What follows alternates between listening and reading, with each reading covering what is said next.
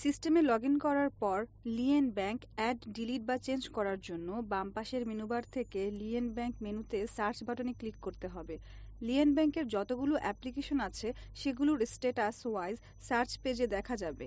একটি নতুন অ্যাপ্লিকেশন করার জন্য গো টু অ্যাপ্লিকেশন বাটনে ক্লিক করতে হবে এবং সিস্টেম অ্যাপ্লিকেশন পেজে নিয়ে যাবে। এখান থেকে বিন সিলেক্ট করে সার্চ বাটনে ক্লিক করতে হবে। লিয়েন ব্যাংকের অ্যাপ্লিকেশন ডকুমেন্ট টাইপটি সিলেক্ট করতে বলবে, এক্সিস্টিং লিয়েন ব্যাংক নাকি নিউ লিয়েন ব্যাংক, যেটাতে চুজ করা হবে সেই মোতাবেক অ্যাপ্রুভাল অথরিটির কাছে চলে যাবে। এখানে 3টি বাটন দেখা যাচ্ছে, প্রথমে অ্যাড বাটন, পরবর্তীতে রিমুভ বাটন, এরপরে চেঞ্জ বাটন। অ্যাডে ক্লিক করে নতুন লিয়েন ব্যাংক অ্যাড করা যাবে।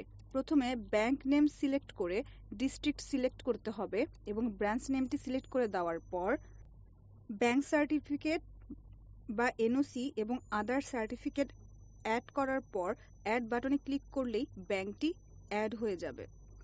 বিদ্যমান কোনো লিয়েন ব্যাংক রিমুভ করার জন্য রিমুভ বাটনে ক্লিক করতে হবে। এরপর লিয়েন ব্যাংক সিলেক্ট করে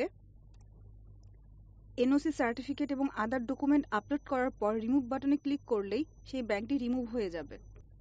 এই অ্যাপ্লিকেশনের মাধ্যমে নতুন একটি লিয়েন ব্যাংক অ্যাড করা হয়েছে এবং একটি এক্সিস্টিং ব্যাংক রিমুভ করা হয়েছে।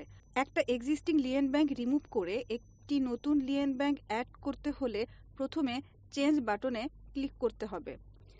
সেই ক্ষেত্রে চেঞ্জে ক্লিক করে সর্বপ্রথম যে লিয়েন ব্যাংকটি রিমুভ করতে হবে সেটাকে চুজ করে তারপর তার ডকুমেন্টস সকল কিছু আপলোড করার পর রিমুভ বাটনে ক্লিক করতে হবে।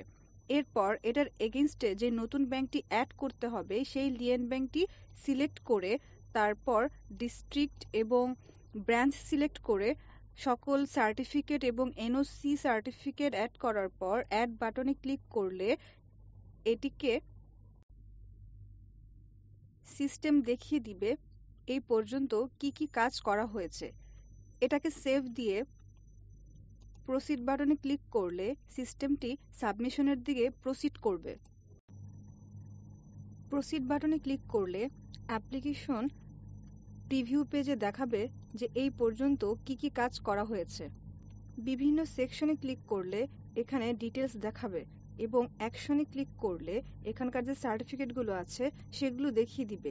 অ্যাপ্লিকেশন যদি বন্ডার চায় তাহলে বাংলা অথবা ইংরেজিতে লিখতে পারে এবং রিলিভেন্ট ডকুমেন্ট আপলোড করে সাবমিট বাটনে ক্লিক করলে লিয়েন ব্যাংকের অ্যাপ্রুভাল রিকোয়েস্টটা চলে যাবে ডেজিগনেটেড অ্যাপ্রুভালের কাছে।